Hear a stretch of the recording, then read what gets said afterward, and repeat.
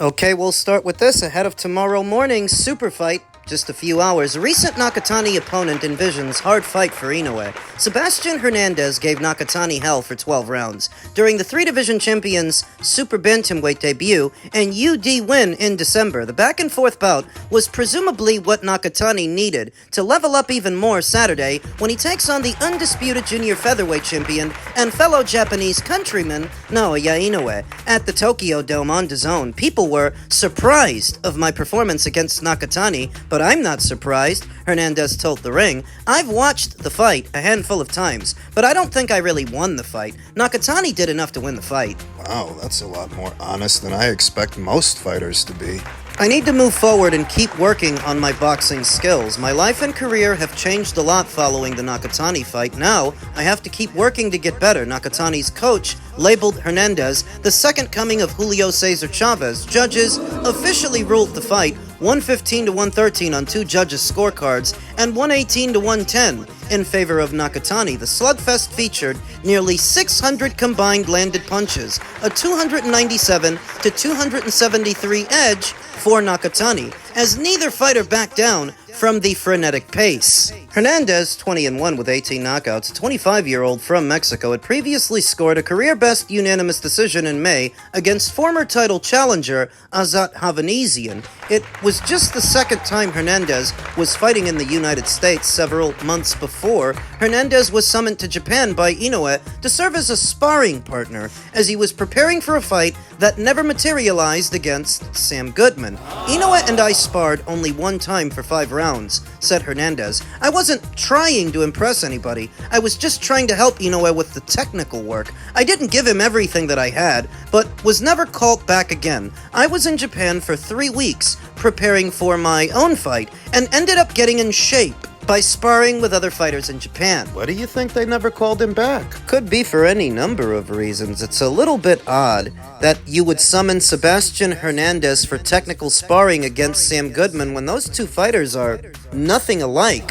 Maybe that's why they didn't call him back, or maybe it's because Sam ended up canceling the fight. Remember, he kept getting injured. Hernandez, a 6-year pro and the ring's number 4 super bantamweight, said he's focused on continuing to develop his game to improve his chances against high-caliber opponents once the opportunities undoubtedly surface again. Like many astute observers, Hernandez sees the fight going either way, despite wide betting odds labeling Inoue a negative 400 favorite and Nakatani as a plus 300 underdog. What might be affecting those odds is Nakatani's performance against Sebastian Hernandez in his last fight, but you have to remember that Sebastian Hernandez is not Naoya Inoue. They're nothing alike. So even if Sebastian was able to make Zurdo look human, it was by fighting in a fashion that he knew he likely won't. Different fight, a different fight. I see a hard fight for Inoue. Nakatani is good, strong, and a technical fighter. He's a great champion, just as Inoue is,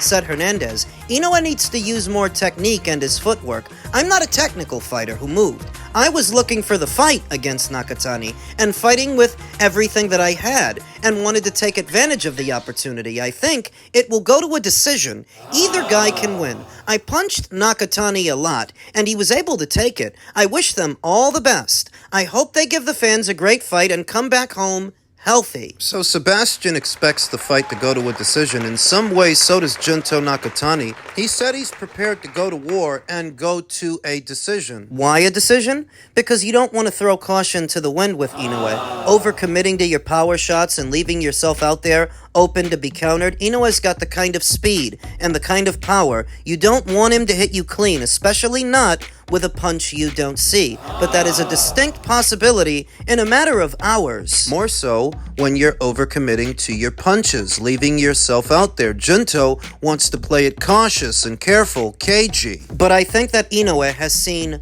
more fighters like Junto than Junto has seen fighters like Inoue. I know that Junto's a tall guy and a long guy and a strong guy. But you know, Jamie McDonnell was noticeably taller and longer than Inoue, and so was David Allen Picasso, who Inoue just fought. If you remember, Nonito Donaire, he was a little bit taller than Inoue too, and certainly strong. Strong enough to fracture his orbital bone. While none of these fighters are a carbon copy for Junto, when you put them all together, it paints a picture to where Inoue has seen more fighters like Junto than Junto has seen fighters like him. Junto is also a southpaw, but Inoue has fought his fair share of southpaws. Marlon Tapales, Luis Neri, TJ Doheny more recently. MJ Akhmadaliev, Inoue is no stranger to dealing with southpaws, so as stated.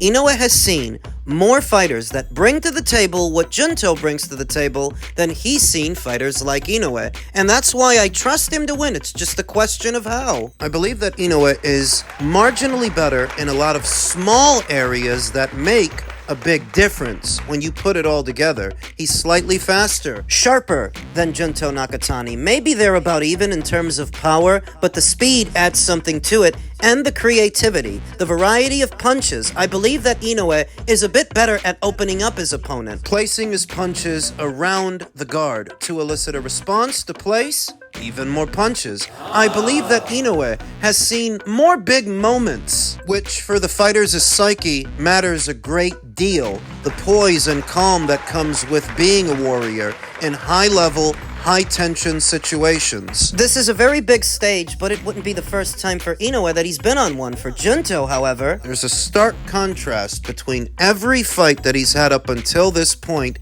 and the one that he's about to have in a matter of hours. What can sometimes cause a fighter to shrink in the moment when the moment is simply too big, and I think that could also happen. And so I like Inoue to win the fight. It's just a question of how. I'm going to go with a ballsy pick, and I'm going to go with Inoue by way of knockout. He has a tendency to deliver in these really big moments. Could almost argue that sometimes he fights down to the level of his opposition on cruise control, and for the big ones, he rises to the occasion, and I expect him to do so in a matter of hours.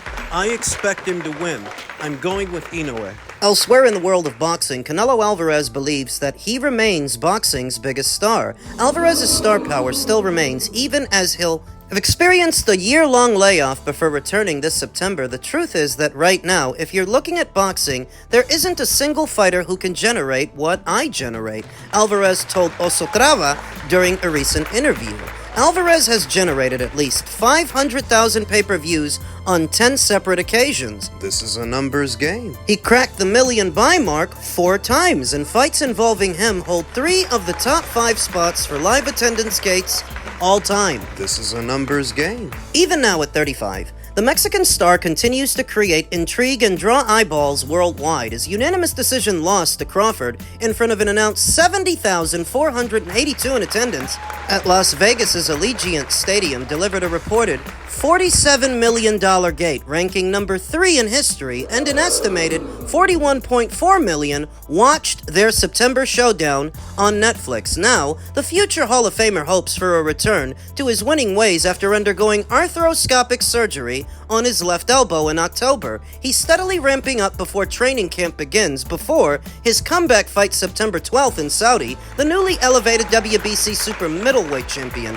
Christian Mobili, is up next. There's a lot of people that don't like the facts of the matter, but the fact of the matter is Canelo's right, and you'd be hard-pressed to argue against what he's saying because he still delivers numbers. He still delivers metrics. You find this pocket of individuals that love to criticize everything he does, but they're in the minority. That's what they represent. Alvarez knows he's much closer to the end of his career, especially given the attritional nature of his championship defenses in recent years, though this extended break has allowed him to assess the divisional landscape and acknowledge his standing in the sport. Now injury-free again, he doesn't see himself walking away just yet. Oh, of course not. Not while the Saudis and Netflix want to pay him a fortune to keep fighting, to keep boxing. He's already amassed generational wealth. He doesn't have to fight.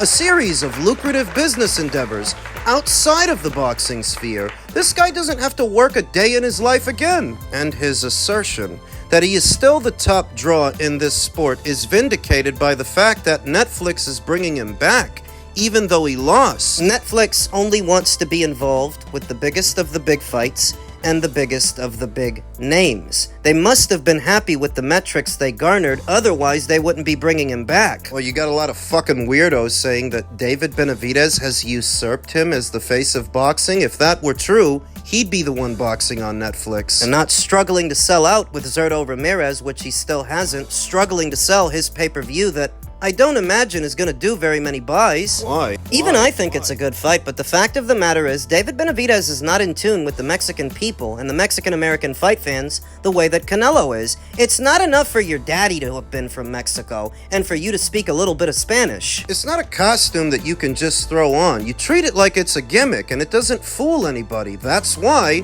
after 4 separate pay-per-view appearances going on 5, David Benavidez has yet to post robust numbers for any of his box office fights. Had a guy accuse me of hating on David Benavidez for saying so. Guy who goes by the name Big Mason, who said hating on guys and dick riding is viewed as the same where I'm from. Nobody gives a shit where you're from, because this is not about where you're from, so don't make it about yourself. It's about where David's from and where he's not from. I asked Julio yesterday about is Benavidez really considered a Mexican fighter, and he was kind of on the fence about it. Is it, from your perspective, not as important to get that verbal acknowledgement from the people of Mexico and just make sure that they actually watch your fight, you generate the attention? And what do you if Benavidez, and I know Zurdo's your guy, but if Benavidez can win this, does that go a measure in getting that maybe not verbal acknowledgement, but you get them to watch but let me explain to you what position Benavidez is in.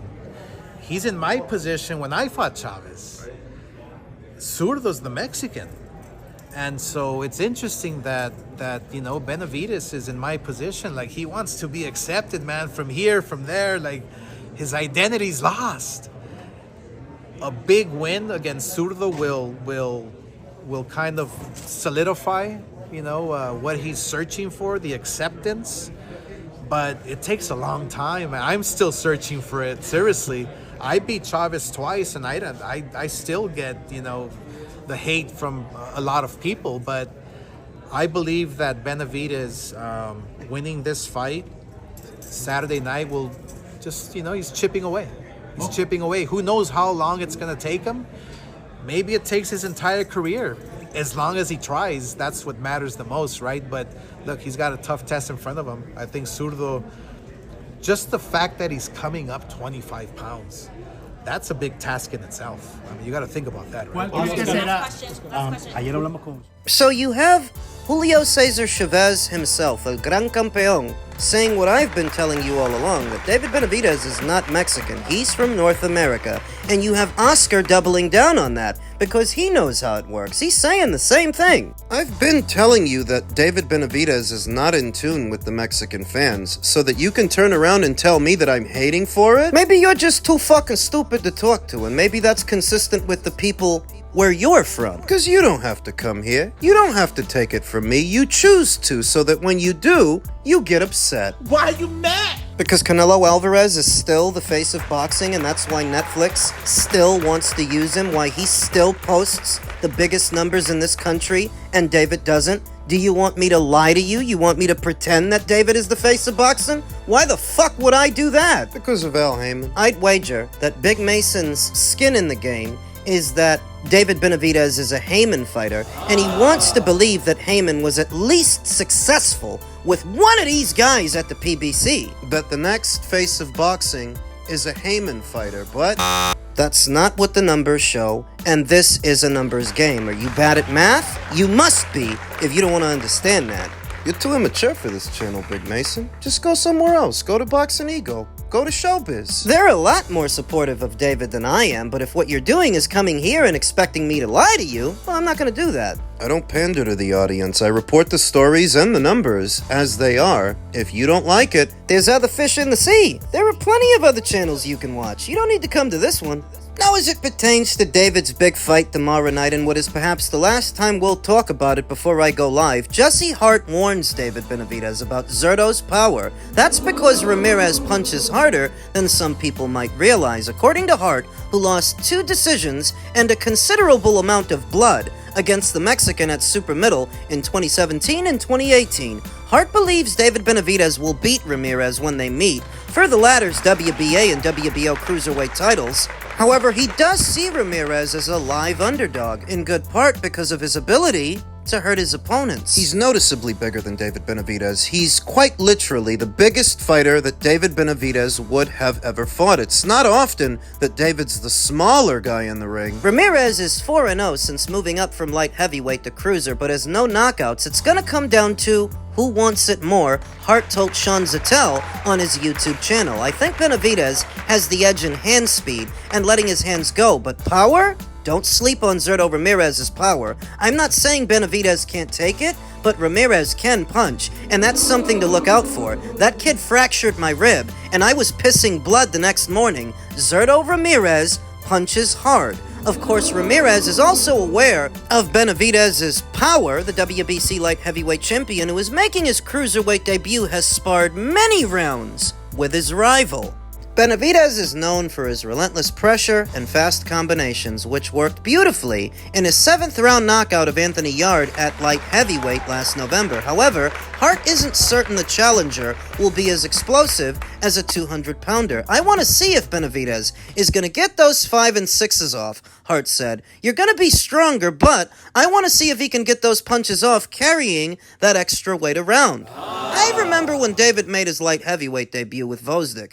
He sort of gassed out down the stretch towards the tail end of the fight. I think it's because of what Jesse's talking about, carrying around that extra weight. Granted that you didn't have to kill yourself to make 168, the extra poundage. Carrying it around before you've fully acclimated to a division, it can get you tired, whereas Zurdo is 4 going on 5 fights in 2, his cruiserweight campaign that has been wildly successful, and he's used to carrying around that weight by now. Well, not just carrying it around, you talk about the stylistic changes that he's made, the wrinkles that he's added to his game, getting on his toes, using the ring, using his jab, moving around.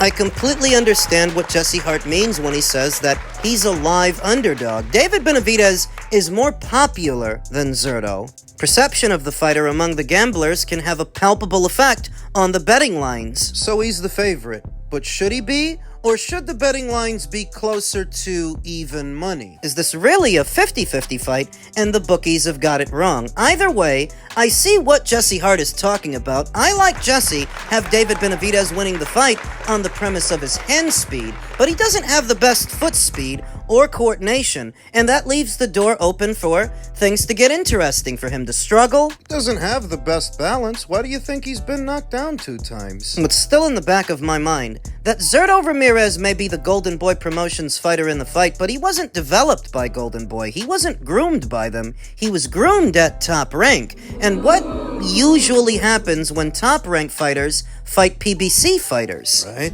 What usually happens? The top-ranked fighter wins. Treading carefully, I'm going with David Benavidez to win, on the premise that he might, and even if he doesn't, it's no sweat off my back because I get to laugh at his fans on Sunday morning. Don't expect me to be broken up if he loses. If there's a big upset, He better look good tomorrow, that's all I'm gonna say.